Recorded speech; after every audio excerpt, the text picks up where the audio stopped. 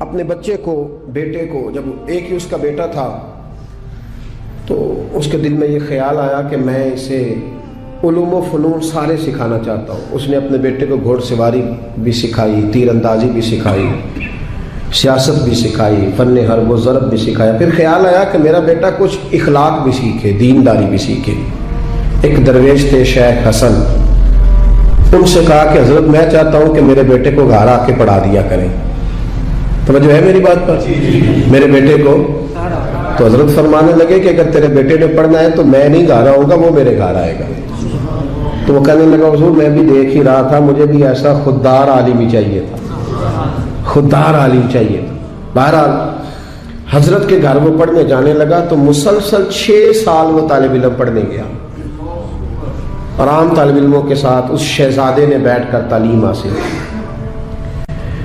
جب تعلیم اس کی مکمل ہو گئی، وہ مکمل طور پر فارغ ہو گیا، فنون اس نے پڑھ لیے، علم و ادب اس نے سیکھا، اخلاقی باتیں اس نے سیکھی، دین کے حوالے سے ضروریات سے حضرت نے اس کو آگاہ کیا۔ جب کافی حد تک وہ ان چیزوں کو سمجھنے لگا تو ایک دن بلایا اس کے والد کو کہ اب تیرے بیٹے کی تعلیم مکمل ہوگی۔ اور محدث اعظم پاکستان رحمۃ اللہ تعالی علیہ فرمایا کرتے تھے کہ مجھے میرے استادوں نے جب دستار فضیلت کی تھی تو میں نے وہ پگڑی کا کپڑا سنبھال کے رکھا ہے، اور جب میں مروں گا تو میں نے اپنے بچوں کو وصیت کی ہے کہ مجھے کفن بھی اسی میں دینا، اس لیے کہ میرے اساتذہ نے یہ گواہی دی ہے کہ اب یہ دین کا چھوٹا سا طالب علم بن گیا۔ ایک دن جب فارغ ہو گیا تو استاد نے اسپیشل بلایا، کہا شہزادے کوئی کام ہے گھر آؤ۔ تو وہ طالب علم تھا، وہ گھر آیا۔ جب حضرت کے کمرے میں داخل ہوا تو اندر سے انہوں نے کنڈی لگا لی دروازے کی، ہاتھ میں درہ لے لیا، اتنی زور زور سے درے برسائے کہ اس کے وجود پر نشان پڑ گئے، مارتے گئے۔ میری غلطی استاد جی، اس نے کہا چپ کر، غلطی پوچھتا ہے نالائق۔ پھر مارا، پھر مارا، بہت مارا، اور جب بہت زیادہ مار لیا تو خود بھی پسینے سے شراب، دروازہ کھولا، چل دوڑ جا۔ شہزادہ تھا نا، باہر کھڑے ہو کے کہنے لگا حضور آپ ظلم کر رہے ہیں، مجھے بتائیں تو صحیح میری غلطی کیا ہے؟ غلطی بتا کے مارے تو ٹھیک ہوا، پر میں تجھے غلطی بتاؤں گا، چل نکل جا۔ اس نے گھر جا کے اپنے ابا سے کہا، بادشاہ سلامت سے، کہ استاد جی نے ناجائز مارا ہے۔ بادشاہ سمجھدار تھا، کہنے لگا بیٹا جو قومیں اساتذہ کو کٹہروں میں کھڑا کرتی ہیں وہ کبھی کامیاب نہیں ہوتی، استاد کبھی ناجائز نہیں مارا۔ اگر فزکس کیمسٹری کا ہو تو وہ ناجائز نہیں مارتا، لیکن اگر 8000 کا مولوی ہو تو پھر وہ ناجائز ہی مارتا ہے۔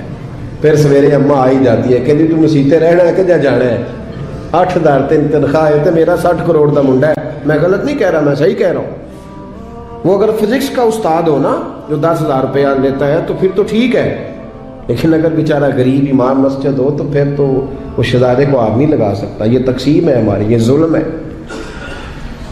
تو بادشاہ نے کہا کہ بیٹا اساتذہ ناجائز نہیں مارتے، تیری کوئی غلطی ہوگی جس کی تجھے نہیں خبر، استاد جانتے۔ اس نے کہا نہیں ابا میں وہاں رہا ہوں، کوئی بات ہوتی تو مجھے بھی پتا ہوتی، اور پھر اگر اتنی سخت بات تھی جس پہ اتنا مارا کہ میرے وجود پہ نشان پڑ گئے، مجھے بتایا جاتا۔ اس نے کہا بہرحال میں تیرے استاد کو کٹہرے میں کھڑا نہیں کر سکتا، وہ تیرا استاد ہے، بڑے لوگ ایسی باتیں کرتے تھے۔ اب اس نے اپنی اماں سے کہا کہ اماں میرے دل سے بات نہیں جاتی، میرے ساتھ ظلم ہوا ہے، استاد نے قصدن مارا ہے، بلا وجہ مارا ہے، تعلیم سے فارغ ہونے کے بعد مارا ہے، سمجھ نہیں آتی۔ تو اماں کہنے لگی بیٹا تیرے ابا نے نہ کر دیا تو اب ہاں کون کرائے گا؟ اور بادشاہ سلامت ہے، سخت مزاج آدمی ہے، میرا بیٹا تو صبر ہی کر۔ بچے نے صبر تو کر لیا پر اندر سے بات گئی نہیں، ظلم ہوا تھا نا۔ 30-35 سال بیت گئے، اس کے باپ کا انتقال ہوا تو وہ بادشاہ بن گیا۔ شیخ حسن بوڑھے ہو گئے تھے، یہ بھویں سفید ہو کے جھک گئی تھی، دونوں ہاتھوں سے لاٹھی پکڑتے تھے پھر بھی مشکل سے چلتے تھے۔ پہلے دن تخت نشین ہو کے شہزادے نے پہلا حکم یہ جاری کیا کہ میرے استاد کو حاضر کرو۔ 3-4 سپاہی بھیجے کو بابے کو پکڑ کے لاؤ جیسے بھی آ سکتا ہے۔ لے آئے، حضرت کو لا کے تب سامنے کھڑا کیا تو کہا استاد جی ناراض نہ ہونا، بوڑھے ہیں، کمزور ہیں، شک کوئی نہیں، پر میں کیا کروں، آج بھی دردیں اسی طرح میری تازی ہے، سوچتا ہوں تو پھر مجھے اسی طرح جلن محسوس ہوتی ہے، بتاؤ کیوں مارا تھا؟ تو شیخ حسن رو پڑے، کہنے لگے بیٹے بس اللہ سے میں نے دعا کی تھی کہ اس دن کے لیے مجھے زندہ رکھے، وہ دن آ گیا، میں نے آج کے دن کے لیے تجھے مارا تھا۔ बस आज जो दिन आया इसीलिए मारा। कहा हुजूर क्या मतलब? अब फरमाने लगे कितनी देर हो गई तुझे मार पड़े हुए? कहा 35 साल। आज क्यों बुलाया है? भूला तो नहीं ना 35 सालों में? कहा हुजूर नहीं भूला, तो आज क्यों बुलाया? कहा मैं आज साहिब इख्तियार हुआ हूं तो बुला लिया। तो आप फरमाने लगे बेटे मुझे पता था एक दिन तो बादशाह बनेगा, इसलिए तुझे मारा था। नाजायज ना किसी के साथ जुल्म करना। अगर तुझे 35 साल नहीं ना भूला तो जिसके साथ तू जुल्म करेगा उसे भी कयामत तक नहीं भूलेगा। और फरमाया आज तू बाइख्तियार हुआ है तो तूने मुझे कटहरे में बुला लिया है, कयामत के दिन अल्लाह सारे मजलूमों को बाइख्तियार कर देगा। सारे मजलूम बाइख्तियार होंगे और सारे जालिम कटहरों में खड़े होंगे। फिर तुझसे एक एक बात का हिसाब पूछेंगे। शहजादा खोल के रोया, उस्तादों की दस्तबोसी की, तहाइफ दिए, कहने लगा रब आपका भला करे, आपने मुझे सिर्फ इल्म नहीं सिखाया, तजर्बा करके मुझे आपने इल्म महसूस करना भी बता दिया। मुझे एहसास हो गया किस तरह कर कि भाई ये नहीं भूला करता, आप यकीन करें ये नहीं भूलता। किसी को लोग गाली दे देते हैं ना, गाली, वो गरीब आदमी होता है बेचारा, छोटा आदमी, वो जवाब नहीं दे पाता। लेकिन जब उस शख्स के, उस चौधरी के, सेठ का मस्जिद में जनाजे का भी ऐलान होता है तो फिर भी गाली याद आती है। हाँ ये नहीं भूलती, क्या करे, जुल्म जो किया है, गलत गाली जो निकाली, लोग जनाजा पढ़ने तक चले जाते। अब्दुल्ला बिन जाफर हजरत जाफर तैयार के बेटे थे, नबी पाक के पुप्पी के बेटे थे हजरत जुबैर बिन अवाम रदी अल्लाह ताला, वो इंतकाल कर गए। उनका जब विसाल हुआ तो 10 लाख दिनार का कर्जा था उन पर, और जो जमीन उन्होंने छोड़ी वो जमीन बंजर थी। लो सुन ले, जिन पर कर्जा चढ़ा हुआ है वो नुस्खा भी सुन ले। जिन पे कर्जे हैं ना, जो तंग दस्त हैं, जो रोज रुके भेजते हैं दुआओं के बड़ी परेशानियां बड़ी परेशानियां, वो वजीफा सुने, वो वजीफा सुने। हमारे जमाने में वजीफे लेने का रिवाज नहीं, तवीज लेने का रिवाज है। लेना चाहिए, तवीज बुरी चीज नहीं, अच्छी चीज है, लेकिन ज्यादा काम बरकत वाला क्या है? अल्लाह अल्लाह करना। क्या काम है? सजदा करना बरकत वाला काम है। हजरत अब्दुल्ला बिन जाफर तैयार कहते हैं मैंने कर्जा लेना था जुबैर बिन अवाम से, वो विसाल कर गए। मैं उनके बेटे के पास गया, अब्दुल्ला बिन जुबैर के पास। मैंने कहा पैसे लेने थे। कहा बिल्कुल लेने हैं, मेरे अब्बा जी मुझे वसीयत करके गए, लिख के गए कि ये पैसे देने, और वो ये लिख के गए हैं, मैं जिंदगी भर कोशिश करता रहा हूं, अदा नहीं हो सके। बेटा तेरी जिम्मेदारी है मेरे कर्जे अदा करना। अब्दुल्ला बिन जुबैर रदी अल्लाह ताला अन्हु कहने लगे मैं इंशाल्लाह आपकी रकम दे दूंगा। तो अब्दुल्ला बिन जाफर तैयार कहने लगे भाई हम दोनों आपस में हैं, कोई शैली छोड़ के गए आपके अब्बा जी, कोई चीज नहीं। तवज्जो है मेरी बात पर? ये सहाबा का जरा अंदाज देखिएगा बंदगी का, कोई चीज नहीं छोड़ी। तो हज़रत जुबैर बिन अवाम कहने लगे एक जमीन का टुकड़ा है, वो भी बंजर है, उसमें भी कोई खेती नहीं उगती, सब्जा नहीं होता, बंजर है, पानी कोई नहीं, और वो इतनी खुश्क रेतली जमीन है कि बड़ा मुश्किल काम है वहां सैराब करना, बेआबाद जमीन है। हजरत सैयदना अब्दुल्ला बिन जाफर कहने लगे तू इस तरह कर, वो मुझे सारी ना दे, उसमें से थोड़ी सी मुझे दे दे, मैं 10 लाख दिनार के इवज वही रख लेता, तेरे बाप का कर्जा अदा हो गया, दे तो सही। उन्होंने कहा आप क्या करेंगे, वो तो किसी काम की नहीं, चंद कौड़ियों की भी नहीं, फरमाया मुझे दे दो, मैं जानू और मेरा काम जाने। ओ भाई ये थे बंदगी वाले लोग, ये थे जिनका रब से रिश्ता है, जिन्होंने हुजूर के सल्लल्लाहु अलैहि वसल्लम के पास बैठकर बंदगी सीखी थी। कहते जमीन का टुकड़ा ले लिया, बंजर बेआबाद रेतली जमीन, जब मेरे हिस्से में आई पहले दिन अपने गुलाम से कहने लगे जो जगह तुझे ज्यादा सख्त लगती है ना वहां मेरा मुसल्ला बिछा दे, जो तुझे ज्यादा बंजर बेआबाद लगती है वहां मुसल्ला बिछा, मुसल्ला बिछा। गुलाम ने मुसल्ला बिछाया तो अब्दुल्ला बिन जाफर ने अल्लाहु अकबर कह के नियत बांधी। ये हजरत जाफर तैयार के बेटे हैं, हजरत अली के भतीजे, इन्होंने नियत बांधी, नमाज की, सर सजदे में रखा, रोने लगे, कहने लगे अल्लाह मैं भी तेरा बंदा और जिससे लेने थे वो भी तेरा बंदा, खुदावंदा हमारे दरमियान मेहरबानी फरमा, करम नवाजी कर, रहमत का फैसला फरमा। इतना रोए कि मुसल्ला भीग गया। कहते इतना तड़प रहे थे कि सहाबा इकट्ठे हो गए उनके गिर्द, मुसल्ला भीग गया।